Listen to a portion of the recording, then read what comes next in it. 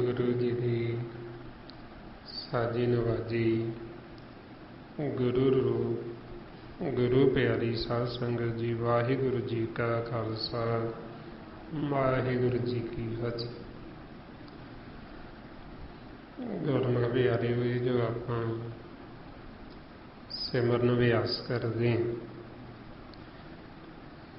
ये सिमरन इस करके करते हैं क्योंकि इस संसार दे विच आके अपना जो मन है ये विचारां दे विच इन्हां त्रै गुणां दे विच माया दे विच आके सौ जाता। सोता मन है ये फुरनियां दे विच जदों साडे अंदर विचार चलदे ने उदों सानूं गुरबाणी च कहिंदे भी ये मन है जिहड़ा भरम दे विच विचारां दे विच जा के सौ गए। रमाउंदे ने तेही गुणी संसार भरम सुता सुतियां रहण विहण। हुण मारे कहंदे इन्हां तिन्नां गुणां दे विच भरम दे विच आके जिहड़े मन सी वो मन सौ गए। सुते हुए मन नूं जगाउण वास्ते फिर सिमरन कीता जाता ताकि साडा मन सुता होया जागे, विचारां तो फुरनियां तो रहत होवे। जदों ये जागेगा फिर सानूं गुरबाणी गुरु दी समझ आए, फिर सानूं पता लगदा सानूं की उपदेश दे रहे, की सानूं समझाया जा रहा। जब मन सुता है सुते मन नूं समझ नहीं लगती, इज नहीं आता।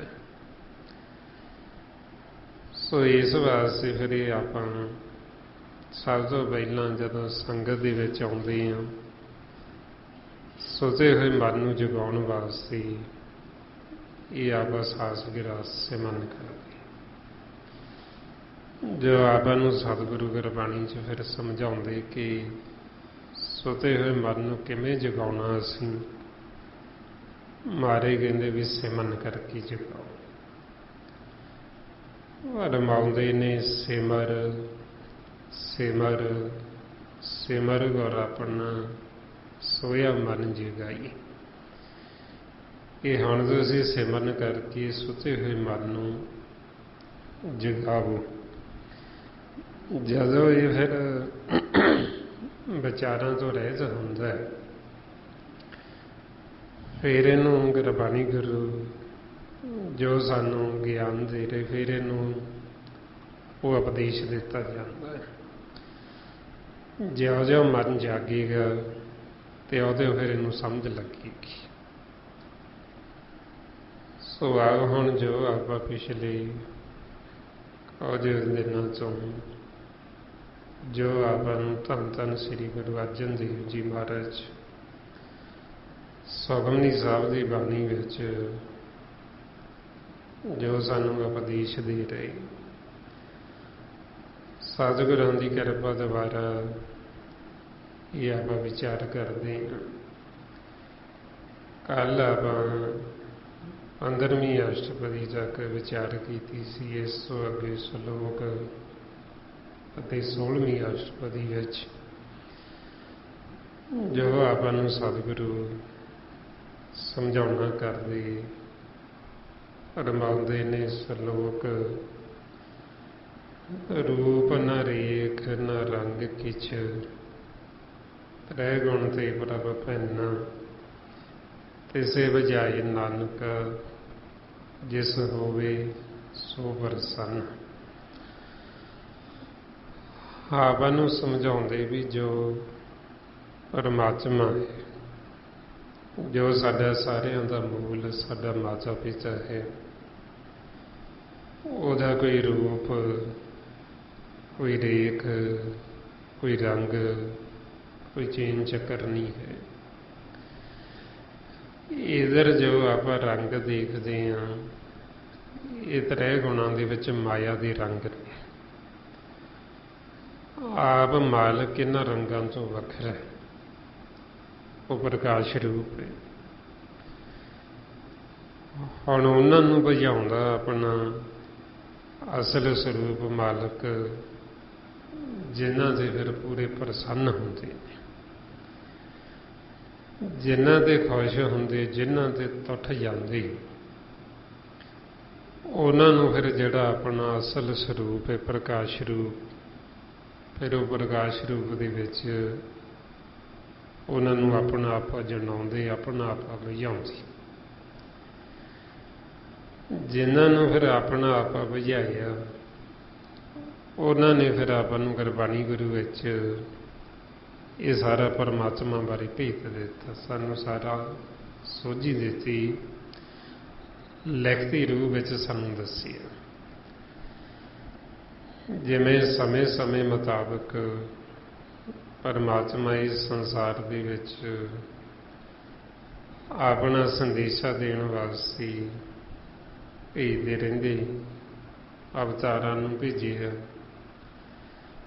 ਫਿਰ ਭਗਤਾਂ ਨੂੰ ਭੇਜਿਆ। ਪਹਿਲਾਂ ਸਾਨੂੰ ਕੁਝ ਆ ਕੇ ਅਵਤਾਰਾਂ ਨੇ ਸਮਝਾਇਆ, ਪਰ ਜੀਵ ਬਹੁਤੇ ਨਾ ਸਮਝਦੇ, ਵਿਰਲੇ ਵਿਰਲੇ ਸਮਝਦੇ। ਫਿਰ ਹੋਰ ਭਗਤਾਂ ਨੂੰ ਭੇਜਿਆ ਵੀ ਤੁਸੀਂ ਸਮਝਾਓ। ਫਿਰ ਉਹਨਾਂ ਨੇ ਸਮਝਾਇਆ, ਤੇ ਪਰ ਜੀਵ ਫਿਰ ਵੀ ਵਿਰਲੇ ਵਿਰਲੇ ਸਮਝਦੇ, ਉਹਨਾਂ ਦੇ ਉਲਟ ਉਹਨਾਂ ਨੂੰ ਸਜ਼ਾਵਾਂ ਦੇਣੀਆਂ ਸ਼ੁਰੂ ਕਰ ਦਿੰਦੇ, ਉਹਨਾਂ ਦੇ ਖਿਲਾਫ ਹੋ ਜਾਂਦੇ। ਫਿਰ ਮਾਲਕ ਆਪ ਉਹਨਾਂ ਦੀ ਰੱਖਿਆ ਵਾਸਤੇ ਆਉਂਦਾ। ਇਹ ਫਿਰ ਸਾਰੇ ਯੁੱਗਾਂ ਦੇ ਵਿੱਚ ਹੀ ਮਾਲਕ ਨੇ ਭਗਤ ਪੈਦਾ ਕੀਤੇ, ਤੇ ਭਗਤਾਂ ਦੀ ਜਿਹੜੀ ਪੈਜ ਉਹ ਫਿਰ ਆਪ ਰੱਖਦਾ ਹੈ। ਰਮਾਉਂਦੇ ਨੇ ਹਰ ਜੁਗ ਜੁਗ ਭਗਤ ਪਾਇਆ, ਪੈਜ ਰੱਖਦਾ ਆ ਰਾਮ ਰਾਜੇ। ਵੀ ਮਾਲਕ ਪੈਜ ਰੱਖਦਾ ਆ ਭਗਤਾਂ ਦੀ। ਫਿਰ ਜਦੋਂ ਭਗਤਾਂ ਨੂੰ ਭੇਜਿਆ, ਉਹਨਾਂ ਨੂੰ ਜੀਵ ਸਜ਼ਾਵਾਂ ਦਿੰਦੇ, ਤੇ ਮਾਲਕ ਰੱਖਿਆ ਤੇ ਆਉਂਦੇ। ਫਿਰ ਕਲਯੁਗ ਦੇ ਸਮੇਂ ਵਿੱਚ ਗੁਰੂ ਨਾਨਕ ਦੇਵ ਜੀ ਨੂੰ ਭੇਜਿਆ ਸਤਿਗੁਰ ਦਾ ਖਿਤਾਬ ਦੇ ਕੇ, ਬਈ ਤੁਸੀਂ ਇਹਨਾਂ ਜੀਵਾਂ ਨੂੰ ਸਮਝਾਓ, ਤੇ ਨਾਲ ਨਾਲ ਫਿਰ ਉਹਨੂੰ ਲਿਖਤੀ ਰੂਪ ਵਿੱਚ ਦੱਸੋ।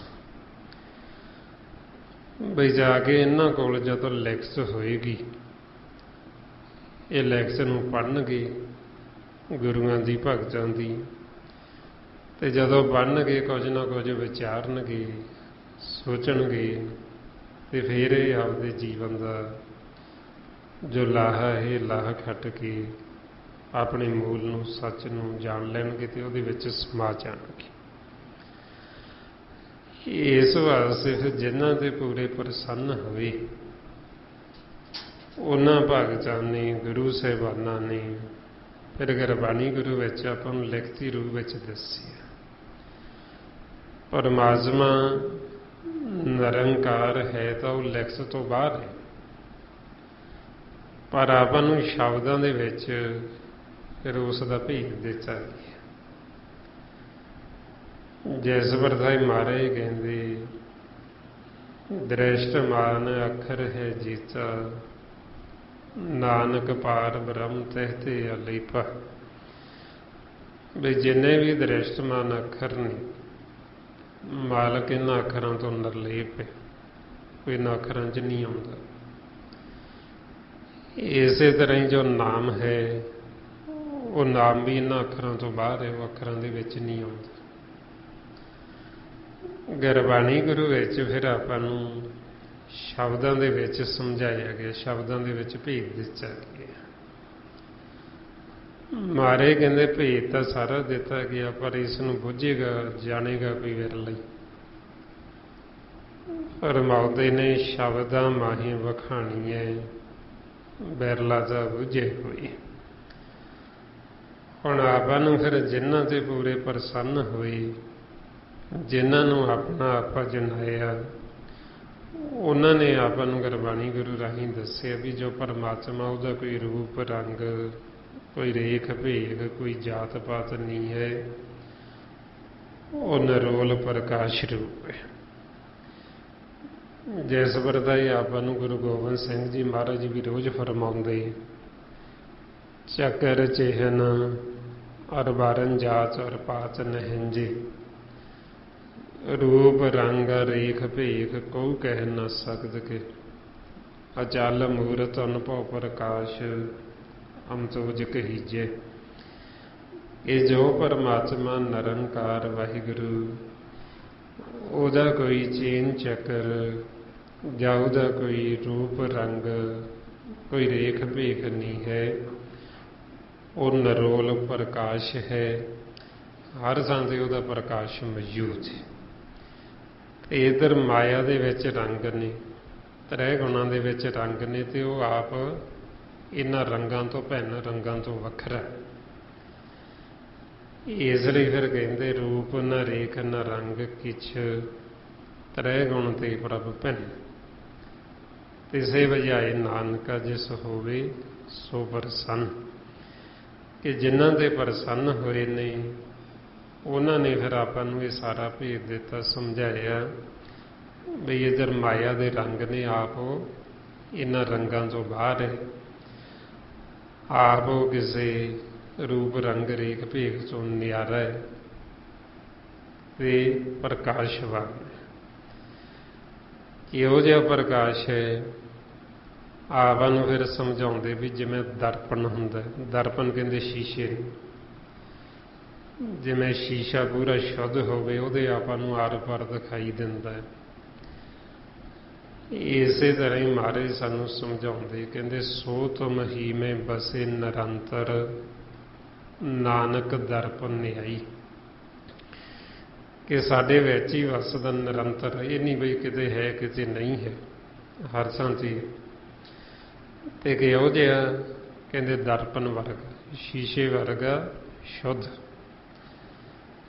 फिर आपां नूं उदाहरण दिंदे भगत नामदेव जी भी जिवें साफ पानी हुंदा, आपां पानी दे विच आपदा मुख देखदे आपां नूं नज़र आउंदा, इसे तरह उन्हां ने उदाहरण दित्ती भी साडा जो मालक परमात्मा जिस नूं बीठल कहंदे भी वो बीठल इदां दा है।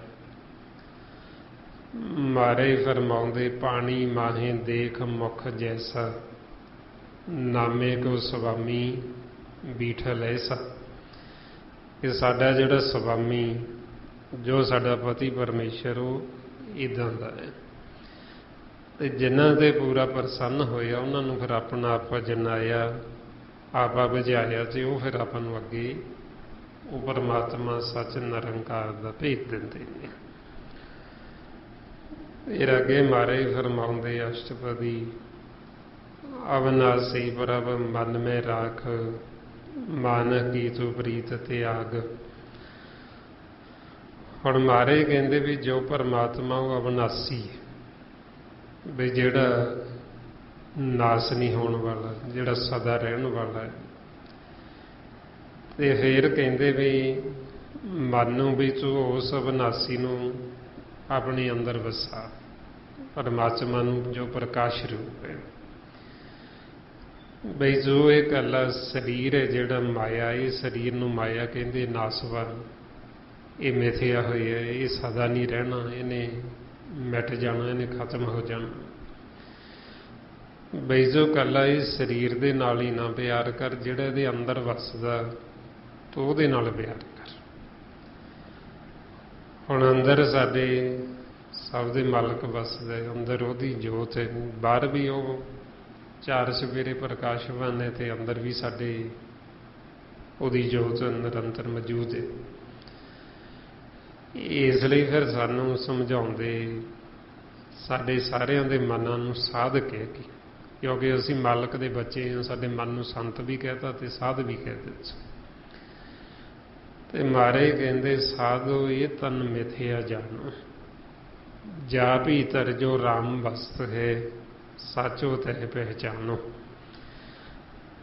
ਆਪਣੇ ਮਨ ਨੂੰ ਕਹਿੰਦੇ ਵੀ ਇਹ ਸਾਧੂਓ ਸੰਤੋ, ਇਹ ਸਰੀਰ ਨੂੰ ਮਿਥਿਆ ਸਮਝੋ, ਇਹ ਨਾ ਸਮਝੋ ਵੀ ਇਹ ਸਰੀਰ ਸਦਾ ਰਹਿਣਾ ਹੈ। ਜਿਹੜਾ ਇਹਦੇ ਭੀਤਰ ਰਾਮ ਵਸਦਾ ਉਹਦੀ ਪਹਿਚਾਣ ਕਰੋ ਵੀ ਉਹ ਤੁਹਾਡੇ ਅੰਦਰ ਕਿੱਥੇ ਵਸਦਾ, ਕਿੱਥੇ ਬੈਠਾ ਹੈ। ਜੇ ਅਸੀਂ ਮਾਲਕ ਦੀ ਪਹਿਚਾਣ ਕਰ ਲਾਂਗੇ ਫਿਰ ਸਾਡਾ ਜਿਹੜਾ ਪ੍ਰੇਮ ਉਹ ਆਤਮਿਕ ਰੂਪ ਹੋ ਜਾਂਦਾ। ਫਿਰ ਅਸੀਂ ਇਕੱਲਾ ਇਹ ਸਰੀਰ ਨੂੰ ਹੀ ਨਹੀਂ ਪਿਆਰ ਕਰਦੇ, ਜਿਹੜਾ ਇਹਦੇ ਅੰਦਰ ਵਸਦਾ ਉਹਨੂੰ ਕਰਦੇ ਹਾਂ। ਜੇ ਹੁਣ ਅਸੀਂ ਉਹ ਅੰਦਰਲੇ ਦੀ ਪਹਿਚਾਣ ਨਹੀਂ ਕਰਦੇ, ਫਿਰ ਜਿਹੜਾ ਸਾਡਾ ਪਿਆਰ ਉਹ ਸਰੀਰ ਦੇ ਨਾਲ ਹੁੰਦਾ। ਤੇ ਸਰੀਰ ਹੈ ਜਿਹੜਾ ਇਹ ਨਾਸਵਾਨ ਹੈ, ਇਹ ਸਦਾ ਰਹਿਣਾ ਨਹੀਂ। ਜਦੋਂ ਫਿਰ ਇਹ ਢਹਿ ਜਾਂਦਾ ਜਾਂ ਫਿਰ ਜਦੋਂ ਇਹ ਢਲ ਜਾਂਦਾ ਜਾਂ ਜਦੋਂ ਇਹਨੂੰ ਕੋਈ ਰੋਗ ਲੱਗ ਜਾਂਦਾ, ਕੋਈ ਬਿਮਾਰੀ ਆ ਚੰਬੜਦੀ ਹੈ, ਫਿਰ ਉਹੀਓ ਜਿਹਨੂੰ ਅਸੀਂ ਕਹਿੰਦੇ ਵੀ ਪਹਿਲਾਂ ਅਸੀਂ ਪਿਆਰ ਕਰਦੇ, ਉਹੀਓ ਜੇ ਸਰੀਰਕ ਰੂਪ ਹੋ ਜੇ ਤੇ ਉਹਦੇ ਹੀ ਅਸੀਂ ਉਲਟ ਹੋ ਜਾਂਦੇ, ਉਹਦੇ ਪਾਸਾ ਵੱਟ ਲੈਂਦੇ। ਸੋ ਇਸ ਵਾਸਤੇ ਫਿਰ ਆਪਾਂ ਨੂੰ ਸਮਝਾਉਂਦੇ ਵੀ ਇਕੱਲਾ ਤੁਸੀਂ ਇਹ ਸਰੀਰ ਦੇ ਨਾਲ ਮੋਹ ਨਾ ਕਰੋ, ਜਿਹੜਾ ਦੇ ਅੰਦਰ ਵਸਦਾ ਉਹਦੀ ਪਹਿਚਾਣ ਕਰੋ। ਉਹਦੀ ਪਹਿਚਾਣ ਹੁਣ ਅਸੀਂ ਤਾਂ ਕਰ ਸਕਦੇ ਹਾਂ ਜੇ ਅਸੀਂ ਪਹਿਲਾਂ ਆਪਦੇ ਆਪਣੇ ਆਪੇ ਦੀ ਪਹਿਚਾਣ ਕਰਾਂਗੇ ਵੀ ਅਸੀਂ ਕੌਣ। ਜਦੋਂ ਅਸੀਂ ਆਪਣੇ ਆਪੇ ਦੀ ਪਹਿਚਾਣ ਕਰ ਲਈ, ਫਿਰ ਅਸੀਂ ਦੂਜਿਆਂ ਦੀ ਵੀ ਪਹਿਚਾਣ ਕਰ ਲਾਂਗੇ ਵੀ ਜਿਹੜੇ ਸਾਡੇ ਸੰਜੋਗੀ ਨੇ, ਜਿਹੜੇ ਸਾਡੇ ਪਰਿਵਾਰ ਦੇ ਮੈਂਬਰ, ਹੋਰ ਸਾਡੇ ਸੰਗੀ ਸਾਥੀ, ਸਾਡੇ ਸੰਜੋਗੀ, ਫਿਰ ਅਸੀਂ ਉਹਨਾਂ ਦੇ ਅੰਦਰ ਜਿਹੜਾ ਵਸਦਾ ਉਹਨੂੰ ਵੀ ਦੇਖ ਲਾਂਗੇ। ਜੇ ਹੁਣ ਅਸੀਂ ਆਪਦੇ ਅੰਦਰ ਨਹੀਂ ਦੇਖਦੇ, ਆਪਣੇ ਆਪੇ ਦੀ ਪਹਿਚਾਣ ਨਹੀਂ ਕਰਦੇ, ਫਿਰ ਸਾਨੂੰ ਦੂਜੇ ਦਾ ਵੀ ਨਹੀਂ ਪਤਾ ਲੱਗਦਾ, ਕਿਉਂਕਿ ਜਦੋਂ ਸਾਨੂੰ ਆਪਦੇ ਆਪੇ ਦਾ ਹੀ ਨਹੀਂ ਪਤਾ ਵੀ ਅਸੀਂ ਕੌਣ ਹਾਂ। ਜਿਸ ਦਿਨ ਸਾਨੂੰ ਆਪਣੇ ਆਪੇ ਦੀ ਪਹਿਚਾਣ ਆ ਜਾਂਦੀ ਹੈ, ਉਸ ਦਿਨ ਫਿਰ ਆਪਣੇ ਤੇ ਪਰਮਾਤਮਾ ਜੋ ਅਵਿਨਾਸੀ, ਉਹਦੇ ਵਿੱਚ ਕੋਈ ਅੰਤਰ, ਕੋਈ ਫਰਕ ਨਹੀਂ ਰਹਿ ਜਾਂਦਾ। ਮਹਾਰਾਜ ਫਰਮਾਉਂਦੇ ਨਾਨਕ ਗੁਰਮੁਖ ਆਪ ਪਛਾਣੇ ਪ੍ਰਭ ਜੈਸੇ ਅਵਿਨਾਸੀ। ਵੀ ਜਿਸ ਦਿਨ ਸਾਨੂੰ ਆਪਣੇ ਆਪੇ ਦੀ ਪਹਿਚਾਣ ਆ ਗਈ ਵੀ ਅਸੀਂ ਕੌਣ ਹਾਂ, ਉਸ ਦਿਨ ਸਾਡੇ ਤੇ ਉਹ ਅਵਿਨਾਸੀ ਪਰਮਾਤਮਾ ਦੇ ਵਿੱਚ ਕੋਈ ਅੰਤਰ, ਕੋਈ ਫਰਕ ਨਹੀਂ ਰਹਿਣਾ।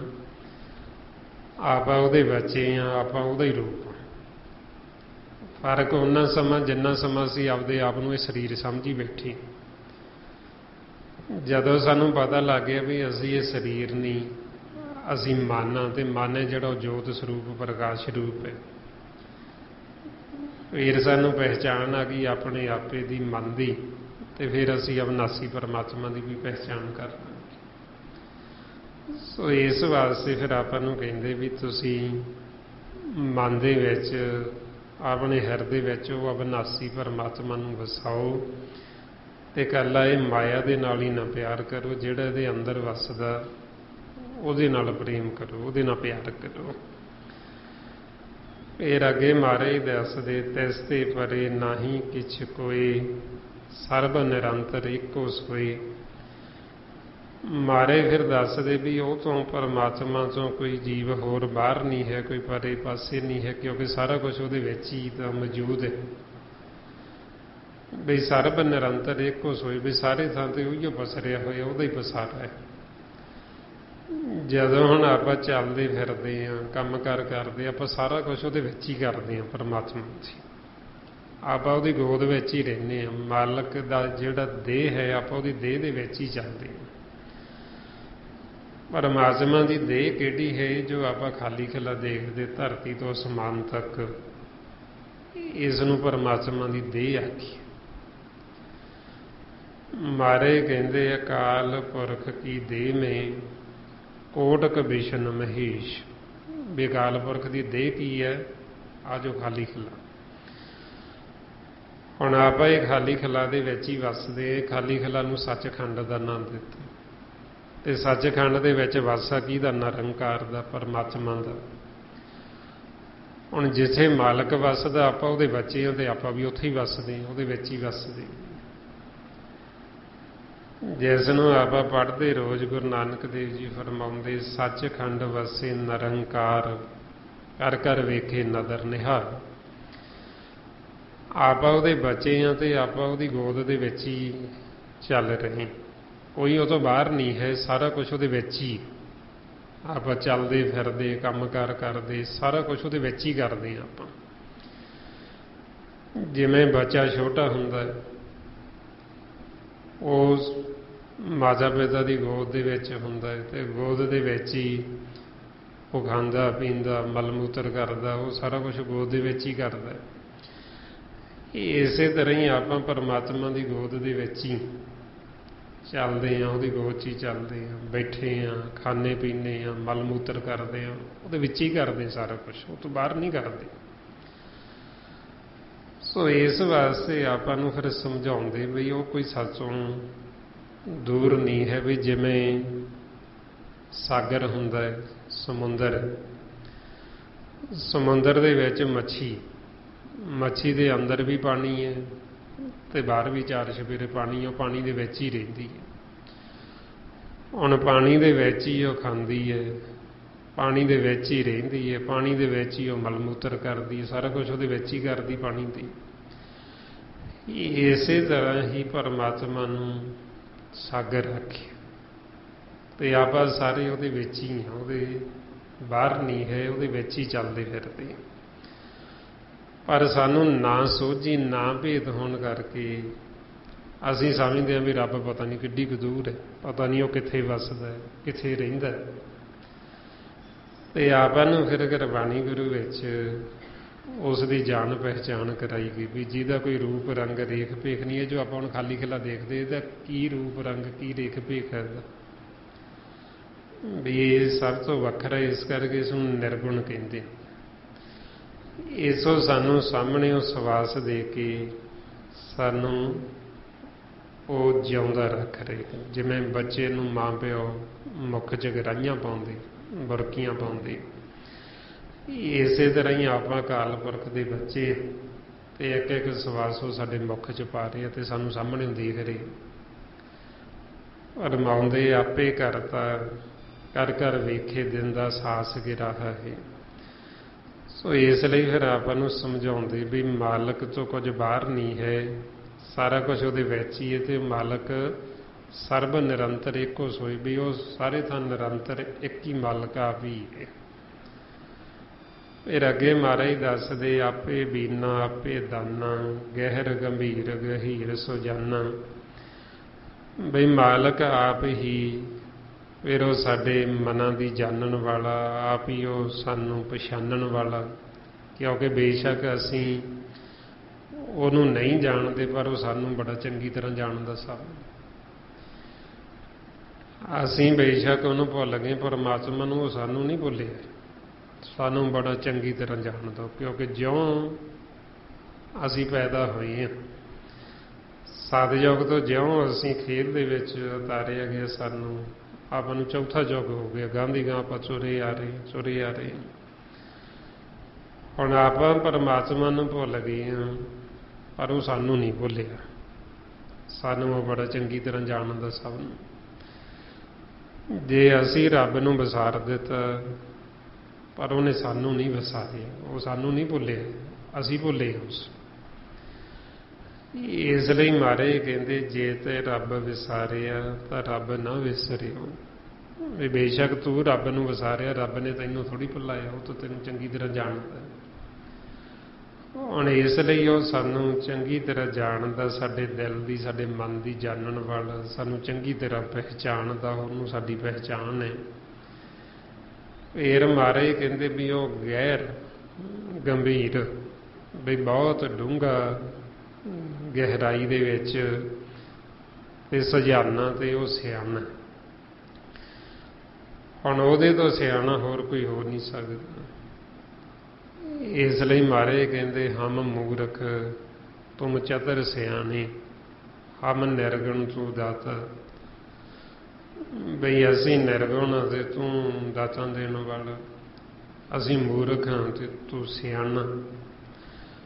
ਹੁਣ ਇਸ ਵਾਸਤੇ ਫਿਰ ਆਪਾਂ ਨੂੰ ਸਮਝਾਉਂਦੇ ਬਈ ਸਾਡੀ ਜਿਹੜੀ ਸਿਆਣਪ, ਉਹ ਅਸੀਂ ਆਪਦੀ ਸਿਆਣਪ ਦੁਆਰਾ ਨਹੀਂ ਮਾਲਕ ਨੂੰ ਮਿਲ ਸਕਦੇ, ਆਪ ਜਾਣ ਸਕਦੇ। ਉਹਦੇ ਵਾਸਤੇ ਸਾਨੂੰ ਫਿਰ ਗੁਰੂ ਦੀ ਮੱਤ ਲੈਣੀ ਪੈਂਦੀ, ਸਾਨੂੰ ਸੰਗ ਕਰਨਾ ਪੈਂਦਾ ਉਹਨਾਂ ਗੁਰਮੁਖਾਂ ਦਾ ਜਿਨ੍ਹਾਂ ਨੂੰ ਮਾਲਕ ਨੇ ਆਪਣਾ ਆਪਾ ਬੁਝਾਇਆ, ਆਪਣਾ ਆਪਾ ਜਨਾਇਆ। ਫਿਰ ਉਹ ਸਾਨੂੰ ਅੱਗੇ ਭੇਜ ਦਿੰਦੇ, ਕਿਉਂਕਿ ਪਰਮਾਤਮਾ ਨੂੰ ਅਸੀਂ ਸਿੱਧਾ ਨਹੀਂ ਜਾਣ ਸਕਦੇ। ਉਹ ਅਦੈਖ ਹੈ, ਸੂਖਮ ਹੈ, ਸਾਡੀ ਪਹੁੰਚ ਤੋਂ ਬਾਹਰ ਹੈ, ਇਹਨਾਂ ਗਿਆਨ ਇੰਦਰੀਆਂ ਕਰਮ ਇੰਦਰੀਆਂ ਤੋਂ ਬਾਹਰ ਹੈ। ਸੋ ਇਸ ਲਈ ਫਿਰ ਗੁਰੂ ਸਾਹਿਬ ਕਹਿੰਦੇ ਵੀ ਜੋ ਪਰਮਾਤਮਾ ਉਹ ਸੂਖਮ ਅਗੰਮ, ਵੀ ਸਾਡੀ ਪਹੁੰਚ ਤੋਂ ਬਾਹਰ, ਵੀ ਉਹਨੂੰ ਕਿਵੇਂ ਮਿਲਿਆ ਜਾਵੇ, ਅਸੀਂ ਉਹਨੂੰ ਕਿਵੇਂ ਮਿਲ ਸਕਦੇ। ਮਾਰੇ ਕਹਿੰਦੇ ਹਰ ਜੀ ਸੂਖਮ ਅਗੰਮ ਹੈ, ਕਿਤ ਵਿਦ ਮਿਲਿਆ ਜਾਏ। ਵੀ ਉਹ ਕਿਹੜੀ ਵਿਧੀ, ਕਿਹੜਾ ਤਰੀਕਾ, ਵੀ ਅਸੀਂ ਉਹਨੂੰ ਕਿਵੇਂ ਮਿਲੀਏ। ਫਿਰ ਸਾਨੂੰ ਦੱਸਦੇ ਵੀ ਅਸੀਂ ਦੂਰ ਕਿਵੇਂ ਆ, ਭਰਮ ਕਰਕੇ। ਸਾਨੂੰ ਭਰਮ ਪਿਆ ਹੋਇਆ ਹੈਗਾ, ਭਰਮ ਕਰਕੇ ਅਸੀਂ ਦੂਰ ਹਾਂ, ਵਿਚਾਰਾਂ ਕਰਕੇ। ਜਦੋਂ ਅਸੀਂ ਗੁਰੂ ਦੇ ਸ਼ਬਦ ਦੁਆਰਾ ਭਰਮ ਨੂੰ ਕੱਟ ਦਾਂਗੇ, ਜਦੋਂ ਆਪਾਂ ਇਹ ਸਿਮਰਨ ਕਰਕੇ ਇਹਨਾਂ ਵਿਚਾਰਾਂ ਨੂੰ ਰੋਕ ਲਾਂਗੇ, ਤੇ ਫਿਰ ਮਾਲਕ ਚਿੰਤ ਹੀ ਸਾਡੇ ਉਹ ਅੰਦਰ ਆ ਕੇ ਮਨ ਦੇ ਵਿੱਚ ਵਸ ਜਾਂਦਾ ਹੈ।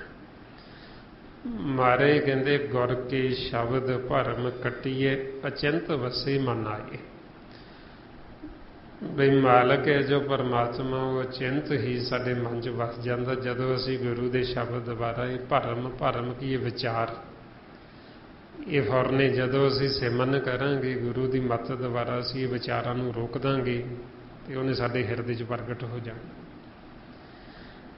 ਇਸ ਵਾਸਤੇ ਫਿਰ ਆਪਾਂ ਨੂੰ ਸਮਝਾਉਂਦੇ ਵੀ ਮਾਲਕ ਜੋ ਸਾਡੇ ਮਨਾਂ ਦੀ ਜਾਣਨ ਵਾਲਾ, ਸਾਨੂੰ ਪਛਾਣਨ ਵਾਲਾ, ਉਹ ਬਹੁਤ ਹੀ ਗਹਿਰ ਤੇ ਬਹੁਤ ਹੀ ਡੂੰਘਾ ਤੇ ਬਹੁਤ ਹੀ ਸਿਆਣਾ। ਫਿਰ ਅੱਗੇ ਮਹਾਰਾਜ ਦੱਸਦੇ ਪਾਰ ਬ੍ਰਹਮ ਪਰਮੇਸ਼ਰ ਗੋਬਿੰਦ, ਕਿਰਪਾ ਨਿਧਾਨ ਦਿਆਲ ਬਖਸ਼ੰਦ। ਬਈ ਉਹ ਜੋ ਪਰਮਾਤਮਾ ਪਾਰ ਬ੍ਰਹਮ ਪਰਮੇਸ਼ਰ ਗੋਬਿੰਦ ਸਾਰੇ ਮਾਲਕ ਦੇ ਨਾਂ ਨੇ, ਪਰਮਾਤਮਾ ਦੇ। ਆਪਾਂ ਵਾਹਿਗੁਰੂ ਕਹਿੰਦੇ ਹਾਂ, ਵਾਹਿਗੁਰੂ ਨੂੰ ਹੀ ਪਾਰ ਬ੍ਰਹਮ ਵੀ ਆਖਿਆ, ਪਰਮੇਸ਼ਰ ਵੀ ਆਖਿਆ, ਉਸ ਨੂੰ ਗੋਬਿੰਦ ਵੀ ਆਖਿਆ, ਸਾਰੇ ਉਹਦੇ ਨਾਂ ਨੇ। ਫਿਰ ਮਹਾਰਾਜ ਕਹਿੰਦੇ ਵੀ ਉਹ ਕਿਰਪਾ ਦਾ ਨਿਧਾਨ, ਕਿਰਪਾ ਦਾ ਉਹ ਖਜ਼ਾਨਾ ਹੈ ਤੇ ਸਦਾ ਦਿਆਲ ਹੈ ਤੇ ਉਹ ਬਖਸ਼ੰਦ ਵੀ ਹੈ। ਉਹਦੇ ਗੁਣ ਨੇ ਮਾਲਕ ਦੇ ਕਿ ਉਹ ਸਦਾ ਹੀ ਦਿਆਲੂ ਹੈ, ਸਦਾ ਹੀ ਸਾਡੇ ਤੇ ਉਹ ਕਿਰਪਾ ਕਰਦਾ ਹੈ ਤੇ ਸਦਾ ਹੀ ਉਹ ਬਖਸ਼ੰਦ ਹੈ, ਉਹ ਸਾਨੂੰ ਬਖਸ਼ਣ ਵਾਲਾ ਹੈ। ਬਈ ਬੇਸ਼ੱਕ ਅਸੀਂ ਕਰੋੜਾਂ ਅਪਰਾਧ ਕਰੀਏ, ਪਰ ਜਦੋਂ ਅਸੀਂ ਮਾਲਕ ਦੀ ਸ਼ਰਨ 'ਚ ਆ ਜਾਂਦੇ, ਉਹ ਸਾਡੇ ਸਾਰੇ ਮਾਫ ਕਰ ਦਿੰਦਾ, ਉਹ ਬਖਸ਼ ਦਿੰਦਾ। ਇਸ ਲਈ ਫਿਰ ਆਪਾਂ ਨੂੰ ਸਮਝਾਉਂਦੇ ਵੀ ਜਦੋਂ ਅਸੀਂ ਸਤ ਸੰਗਤ 'ਚ ਆ ਜਾਂਦੇ ਹਾਂ, ਫਿਰ ਉਹ ਸਾਡੇ ਪਿਛਲੇ ਕੀਤੇ ਹੋਏ ਔਗਣ, ਸਾਡੇ ਉਹ ਗੁਨਾਹ ਜਿਹੜੇ ਉਹ ਚਿਤਾਰਦਾ ਨਹੀਂ, ਉਹ ਫਿਰ ਸਾਡੇ ਸਾਰੇ ਮਾਫ ਕਰ ਦਿੰਦਾ, ਸਾਨੂੰ ਉਹ ਮੁਕਤ ਕਰ ਦਿੰਦਾ, ਭਵ ਸਾਗਰ ਤੋਂ ਪਾਰ ਲੰਘਾ ਦਿੰਦਾ। ਇਹ ਸਤ ਸੰਗਤ ਦੀ ਨਿਸ਼ਾਨੀ ਮਹਾਰਾਜ ਕਹਿੰਦੇ ਵੀ ਇਹ ਸਤ ਸੰਗਤ ਦੀ ਵਡਿਆਈ ਹੈ। ਜਿੱਥੇ ਐਸੇ ਗੁਰਮੁਖ ਜਿਹੜੇ ਮਾਲਕ ਦੇ ਸਨਮੁਖ ਹੋਏ ਨੇ, ਪਰਮਾਤਮਾ ਦੇ ਜਿਨ੍ਹਾਂ ਨੇ ਦਰਸ਼ਨ ਕੀਤੇ ਨੇ, ਜਿਹੜੇ ਅੰਦਰੋਂ ਨਾਮ ਦੇ ਨਾਲ ਜੁੜੇ ਨੇ, ਉਹ ਜਦੋਂ ਮਾਲਕ ਦੀ ਵਡਿਆਈ ਕਰਦੇ ਉਹਨੂੰ ਸਤ ਸੰਗਤ ਕਹਿੰਦੇ ਨੇ। ਤੇ ਜਦੋਂ ਅਸੀਂ ਐਸੀ ਸਤ ਸੰਗਤ 'ਚ ਆ ਕੇ ਬੈਠ ਜਾਂਦੇ, ਫਿਰ ਮਾਲਕ ਸਾਡੇ ਔਗਣ ਨਹੀਂ ਦੇਖਦਾ, ਉਹ ਸਾਡੇ ਪਿਛਲੇ ਔਗਣ ਸਾਰੀ ਮਾਫ ਕਰ ਦਿੰਦਾ, ਉਹ ਬਖਸ਼ ਦਿੰਦਾ ਤੇ ਸਾਨੂੰ ਮੁਕਤ ਕਰ ਦਿੰਦਾ, ਸਾਨੂੰ ਵਿਚਾਰਾਂ ਤੋਂ ਰਹਿਤ ਕਰਕੇ ਸਾਨੂੰ ਭਵ ਸਾਗਰ ਤੋਂ ਪਾਰ ਲੰਘਾ ਦਿੰਦਾ। ਮਾਰੇ ਫਰਮਾਉਂਦੇ ਮੁਕਤ ਭਏ ਕਰ ਸਾਧ ਸੰਗਤ, ਤਿਨ ਕੇ ਔਗਣ ਸਭ ਪਰ ਹਰਿਆ, ਤਿਨ ਕੋ ਦੇਖ ਭਏ ਹੈ ਕਿਰਪਾਲਾ, ਤਿਨ ਭਵ ਸਾਗਰ ਤਰਿਆ। ਵੀ ਮਾਲਕ ਐਡਾ ਦਿਆਲੂ ਹੈ, ਜਦੋਂ ਅਸੀਂ ਸਤ ਸੰਗਤ 'ਚ ਆ ਗਏ ਉਹਦੀ ਦਿਆਲਤਾ ਦਾ ਕੋਈ ਅੰਤ ਨਹੀਂ, ਐਡਾ ਦਿਆਲੂ ਉਹ ਸਾਡੇ ਔਗਣ ਦੇਖਦਾ ਹੀ। ਚਾਹੇ ਅਸੀਂ ਕਰੋੜਾਂ ਔਗਣ ਕੀਤੇ ਨੇ, 2-4 ਕੀ ਕਰੋੜਾਂ ਕੀਤੇ ਨੇ, ਜਿਨ੍ਹਾਂ ਦਾ ਕੋਈ ਅੰਤ ਹੀ ਨਹੀਂ, ਇੰਨੇ ਕੀਤੇ ਨੇ ਵੀ ਗਿਣੇ ਹੀ ਨਹੀਂ ਜਾ ਸਕਦੇ, ਪਰ ਉਹ ਨਹੀਂ ਸਾਡੇ ਚਿਤਾਰਦਾ, ਉਹ ਨਹੀਂ ਦੇਖਦਾ। ਉਹ ਐਡਾ ਦਿਆਲੂ ਹੈ, ਇੰਨਾ ਕਿਰਪਾਲੂ ਹੈ। ਜਦੋਂ ਅਸੀਂ ਸਤ ਸੰਗਤ 'ਚ ਆ ਗਏ, ਜਦੋਂ ਅਸੀਂ ਸਿਮਰਨ ਕਰਨਾ ਸ਼ੁਰੂ ਕਰ ਦਿੱਤਾ, ਉਹਨੇ ਸਾਡੇ ਸਾਰੇ ਹੀ ਬਖਸ਼ ਦੇਣੇ, ਸਾਰੇ ਹੀ ਮਾਫ ਕਰ ਦੇਣੇ। ਫੇਰ ਮਹਾਰਾਜ ਅੱਗੇ ਦੱਸਦੇ ਸਾਧ ਤੇਰੇ ਕੀ ਚਰਨੀ ਪਾਓ, ਨਾਨਕ ਕੇ ਮਨ ਇਹੋ ਅਨ ਰਹੋ। ਫਿਰ ਬੇਨਤੀ ਕਰਦੇ ਵੀ ਸਾਨੂੰ ਸਾਧੂ ਜਨਾਂ ਦਾ ਸੰਗ ਮਿਲ ਜੇ, ਅਸੀਂ ਉਹਨਾਂ ਦੇ ਚਰਨਾਂ ਦੇ ਨਾਲ ਜੁੜ ਜਾਈਏ। ਸਾਧੂ ਜਨਾਂ ਦੀ, ਸਾਧੂਆਂ ਦੇ ਚਰਨ ਕੀ, ਉਹਨਾਂ ਦੇ ਬਚਨ, ਵੀ ਜੋ ਸਾਨੂੰ ਬਚਨ ਕਰਦੇ ਉਹ ਬਚਨਾਂ ਨੂੰ ਅਸੀਂ ਕਮਾ ਲਈਏ, ਉਹਨਾਂ ਬਚਨਾਂ ਨੂੰ ਅਸੀਂ ਹਿਰਦੇ 'ਚ ਵਸਾ ਲਈਏ ਆਪਦੇ, ਤਾਂ ਕਿ ਸਾਡਾ ਜਿਹੜਾ ਜੀਵਨ ਹੈ ਉਹ ਜੀਵਨ ਸਵਰ ਜੇ, ਅਸੀਂ ਆਪਦੇ ਜੀਵਨ ਦਾ ਇੱਥੋਂ ਲਾਹਾ ਕੱਟ ਕੇ ਵਾਪਸ ਚਲੇ ਜਾਈਏ।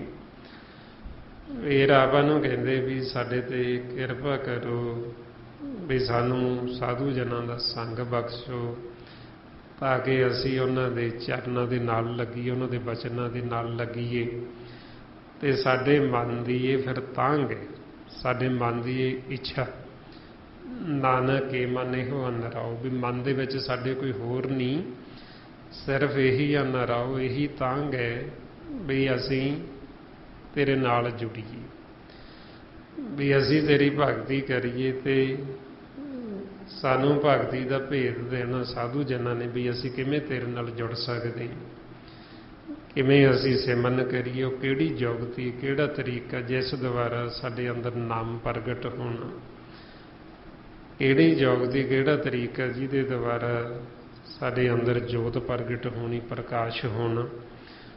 ਉਹ ਫਿਰ ਸਾਨੂੰ ਉਹਨਾਂ ਗੁਰਮੁਖਾਂ ਨੇ ਦੱਸਣਾ ਜਿਨ੍ਹਾਂ ਨੂੰ ਇਹ ਸਾਰਾ ਭੇਤ ਹੈ। ਸੋ ਇਸ ਵਾਸਤੇ ਫਿਰ ਆਪਾਂ ਨੂੰ ਸਾਧੂ ਜਨਾਂ ਨੇ, ਸੰਤਾਂ ਨੇ ਸਾਰਾ ਭੇਤ ਦੇਣਾ ਹੁੰਦਾ। ਇਹ ਅੱਗੇ ਮਹਾਰਾਜ ਫਰਮਾਉਂਦੇ ਮਨਸਾ ਪੂਰਨ ਸਰਨਾ ਜੋਗ, ਜੋ ਕਰ ਪਾਇਆ ਸੋਈ ਹੋਗ। ਬਈ ਜੋ ਪਰਮਾਤਮਾ ਹੈ ਵਾਹਿਗੁਰੂ, ਉਹ ਸਾਡੇ ਮਨ ਦੀਆਂ ਜਿਹੜੀਆਂ ਮਨਸ਼ਾ ਉਹ ਪੂਰੀਆਂ ਕਰਨ ਵਾਲਾ, ਜੋ ਸਾਡੀ ਇੱਛਾ ਉਹ ਪੂਰੀ ਕਰਨ ਵਾਲਾ। ਜਦੋਂ ਅਸੀਂ ਉਹਦੀ ਸ਼ਰਨ ਦੇ ਵਿੱਚ ਚਲੇ ਜਾਂਦੇ ਹਾਂ, ਉਹ ਫਿਰ ਸਾਡੀਆਂ ਸਾਰੀਆਂ ਇੱਛਾਵਾਂ ਪੂਰੀਆਂ ਕਰਨ ਯੋਗ ਹੈ।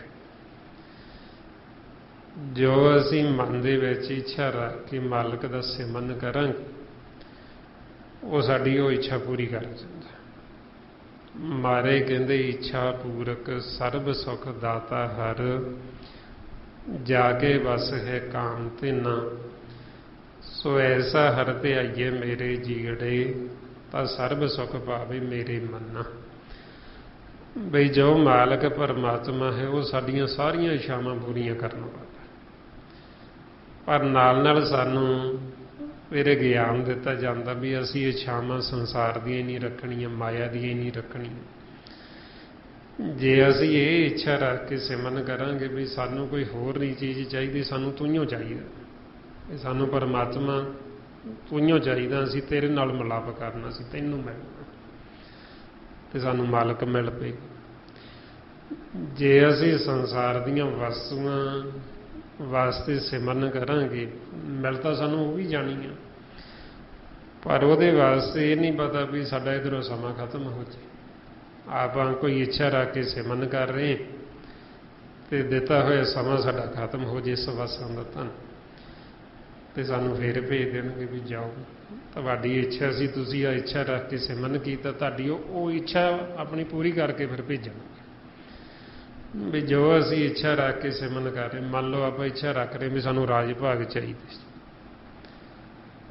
ਤੇ ਆਪਾਂ ਸਿਮਰਨ ਕਰਦੇ ਹਾਂ ਤੇ ਉਧਰੋਂ ਸਾਡਾ ਸਮਾਂ ਖਤਮ ਹੋ ਗਿਆ ਤੇ ਆਪਾਂ ਨੂੰ ਫਿਰ ਭੇਜ ਦੇਣਗੇ, ਤੁਸੀਂ ਰਾਜ ਮੰਗਿਆ ਸੀ ਤੇ ਆਪਾਂ ਨੂੰ ਕੋਈ ਬਣਾ ਕੇ ਰਾਜਾ ਭੇਜ ਦੇ, ਸੰਸਾਰ ਦਾ ਰਾਜ ਭਾਗ ਮਿਲ ਜੇਗਾ, ਕੋਈ ਤਕੜਾ ਉਹਦਾ ਮਿਲ ਜੇਗਾ, ਪਰ ਉਹਦਾ ਅਸੀਂ ਕਰਾਂਗੇ ਕੀ?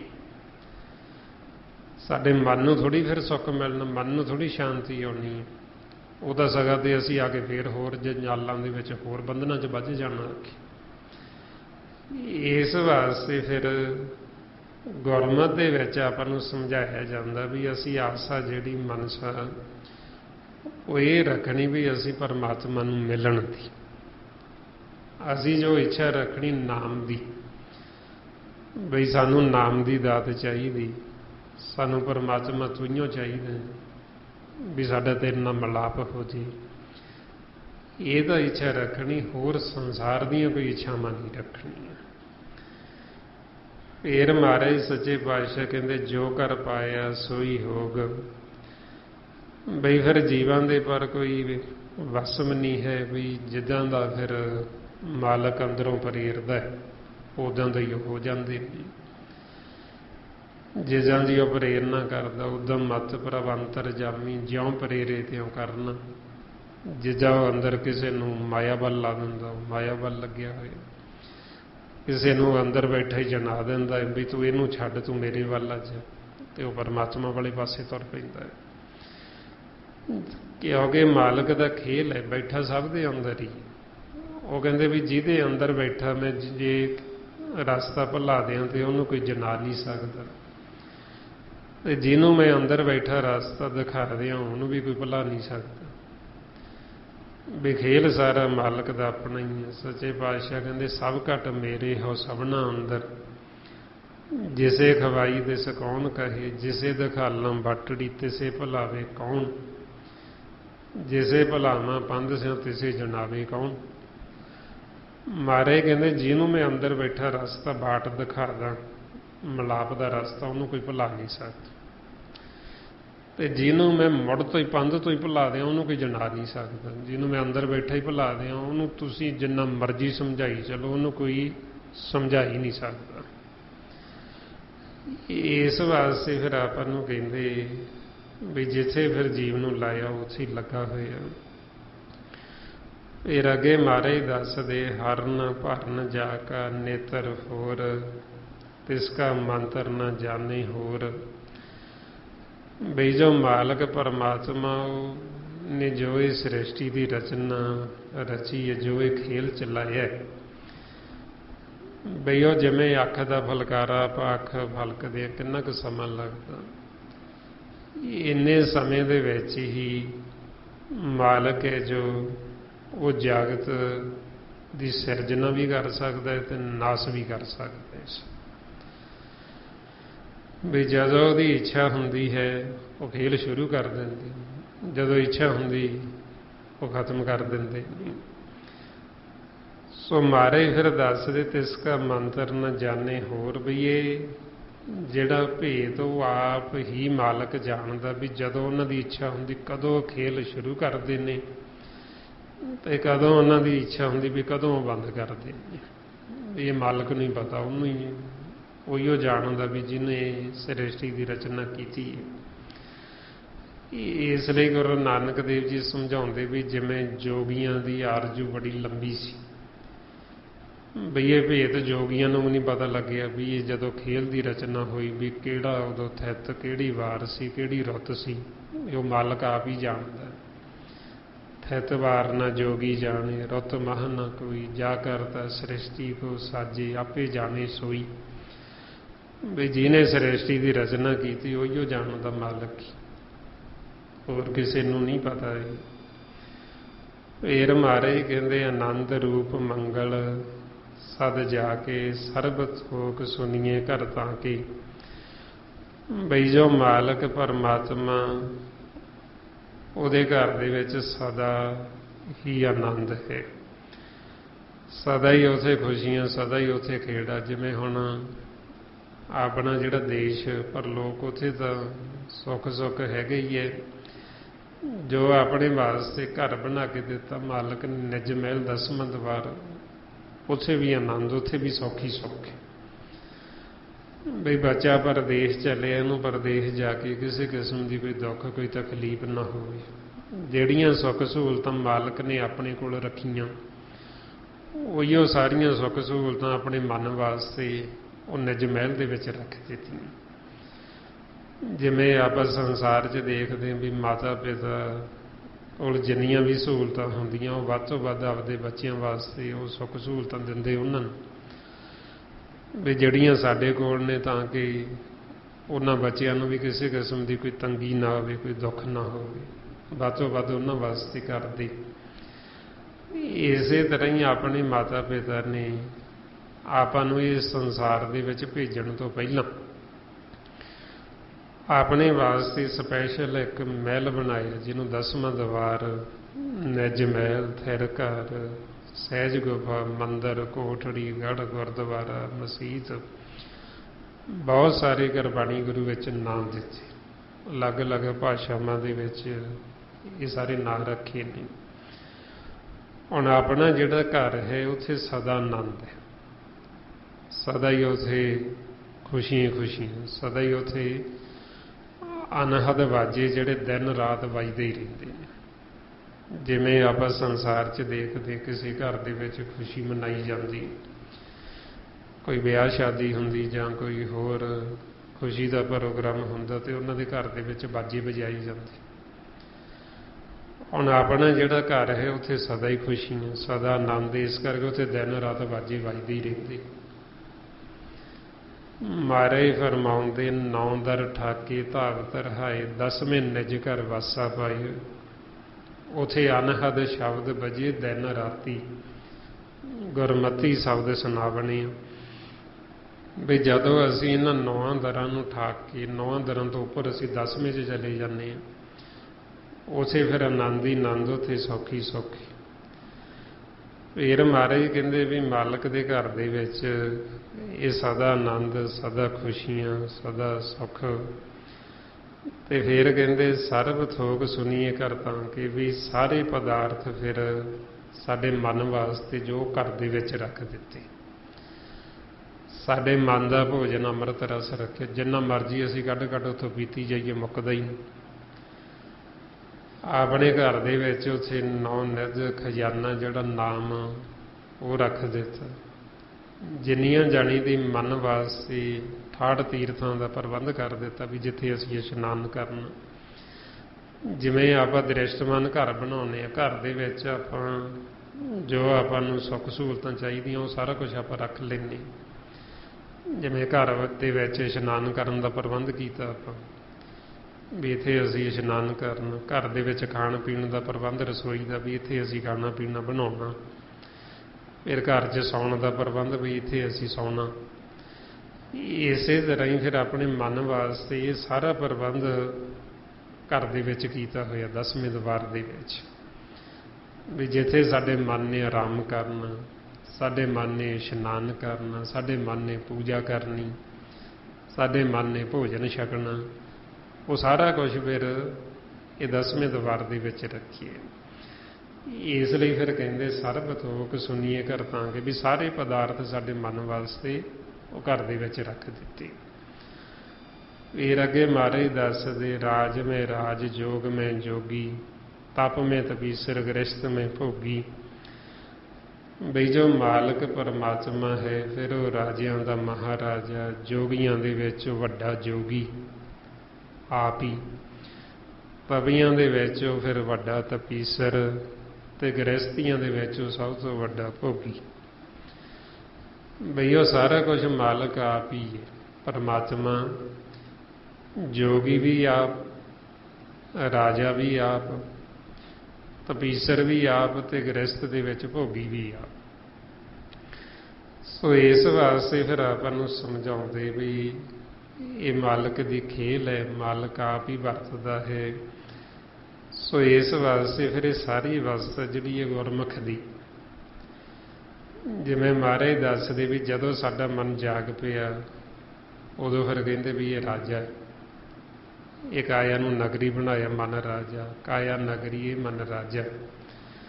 ਫਿਰ ਉਦੋਂ ਕਹਿੰਦੇ ਵੀ ਇਹ ਰਾਜਿਆਂ ਦਾ ਰਾਜਾ ਹੋ ਗਿਆ, ਵੀ ਜਦੋਂ ਸਾਡਾ ਮਨ ਪੂਰਨ ਤੌਰ 'ਤੇ ਜਾਗ ਪੈਂਦਾ ਹੈ। फिर कहते भी ये जोगियां दे विच जोगी वड्डा जोगी, जोगी भी गुरमुख नूं आखिया गुरमुख जोगी। भी जदों साडा मन जाग पैंदा उदों कहते भी ये जोगी। जिवें जोगी की करते, जोगियां पास सप हुंदा वो सप नूं पकड़ लैंदे। इसे तरह ही जिहड़ी माया है इसनूं सरपणी का नाम दिता, ते जिहड़े गुरमुख जोगी ये सरपणी नूं वस च कर लैंदे। जिवें महाराज कहंदे भी ये सरपणी जिहड़ी मनमुखां नूं खा जांदी है ते गुरमुख ने जिहड़े वो सरपणी नूं माया नूं खा जांदे। महाराज कहंदे सरपणी सरपणी क्या कहो भाई, जन साच पछाणिया तैन सरपणी खाई। भी ये जिहड़ी सरपणी माया है मनमुखां नूं खा गई, ते जिहड़े गुरमुख जोगी वो इह सरपणी नूं माया नूं खा गई। फिर इसे तरह ही भी जिहड़ा तप करदा तपियां च तपीसर वो भी गुरमुख जिहड़ा तपीसर है। फिर वो गुरमुख गृहस्थ दे विच रहिंदा होया भी वो भोगी भी है। देखण वाले नूं लगेगा भी जिहड़े गुरमुख भी इन्हां ते साडे च फर्क की है, भी ये भी परिवार च रहिंदे, इन्हां दे भी बच्चे ने, ये भी विआहे बरे ने, ये भी गृहस्थी ने, ये भी काम कार करदे, पर ये सारी मन दी वस। ते महाराज कहंदे भी वो जिहड़ा फिर गुरमुख वो गृहस्थ दे विच रहिंदा होया भोगी भी है। भी वो सारा कुछ भोगदा होया भी वो तां भी निर्लेप, क्योंकि ਉਹਦੇ ਕੋਲ ਜੋਗਤੀ ਤਰੀਕਾ है, ਉਹਦੇ ਕੋਲ ਹੁਨਰ है, ਉਹਦੇ ਕੋਲ ਗੌਰ है। ਬਈ ਇਹ ਸੰਸਾਰ 'ਚ ਸਾਰਾ ਕੁਝ ਕਰਦੇ ਹੋਏ ਵੀ ਫਿਰ ਵੀ ਇਹ ਤੋਂ ਕਿਵੇਂ ਨਿਰਲੇਪ ਹੋ ਜਾਣਾ। ਜਿਸ ਨੂੰ ਮਾਰੇ ਫਿਰ ਗੁਰਬਾਣੀ 'ਚ ਦੱਸਦੇ ਕਹਿੰਦੇ ਨਾਨਕ ਸਤਿਗੁਰ ਭੇਟਿਆਂ ਪੂਰੀ ਹੋਵੇ ਜੁਗਤ, ਹਸੰਦਿਆਂ ਖਿਲੰਦਿਆਂ ਪਹਿਨੰਦਿਆਂ ਖਵੰਦਿਆਂ ਵਿੱਚੇ ਹੋਵੇ ਮੁਕਤ।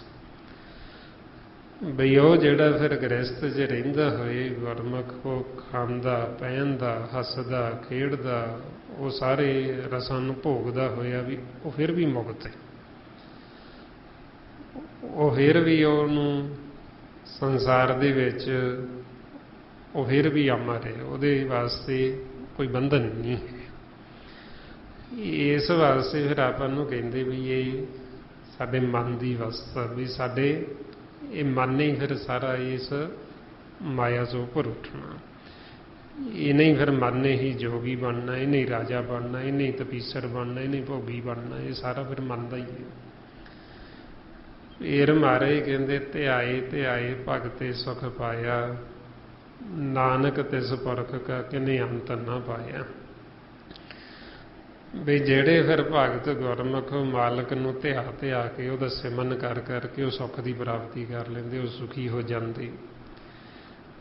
ਤੇ ਸੱਚੇ ਪਾਤਸ਼ਾਹ ਕਹਿੰਦੇ ਫਿਰ ਉਸ ਅਕਾਲ ਪੁਰਖ ਦਾ ਕਿਸੇ ਨੇ ਵੀ ਅੰਤ ਨਹੀਂ ਪਾਇਆ। ਵੀ ਅਸੀਂ ਸੁਖੀ ਤਾਂ ਹੋ ਸਕਦੇ, ਉਹਦੇ ਵਿੱਚ ਲੀਨ ਤਾਂ ਹੋ ਸਕਦੇ, ਪਰ ਜੇ ਅਸੀਂ ਆਖੀਏ ਵੀ ਅਸੀਂ ਉਹਦਾ ਅੰਤ ਪਾ ਲਾਂਗੇ, ਉਹਦਾ ਅੰਤ ਨਹੀਂ ਪਾਇਆ ਜਾ ਸਕਦਾ। ਵੀ ਉਹ ਕਿੰਨਾ ਕੁ ਲੰਬਾ ਕਿੰਨਾ ਕੁ ਚੌੜਾ ਹੈ ਉਹ ਮਾਲਕ ਹੀ ਜਾਣਦਾ ਹੈ।